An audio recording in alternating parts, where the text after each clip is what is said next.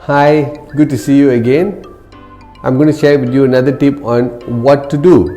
When you have your kids coming back home, they have their own whirlwind that's happening in their life. When they come back home, when you see them being very quiet, when you ask them, hey, is everything is okay? They say, all okay, but you know there's something which is not right. So one of the things that you need to understand is that expression is very important. If expression doesn't happen, then suppression takes place. So what you need to be able to do is to create a safe environment for your kids to come.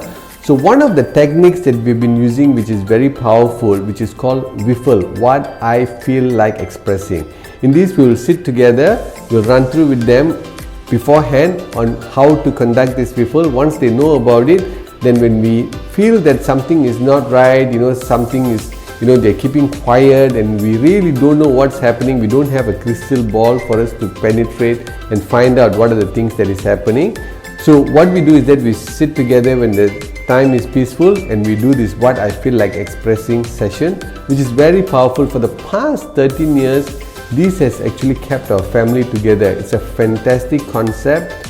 Use it, you'll have a wonderful life. This is written in Environment 5 in How to Be a Supercharged Family book. Learn about it.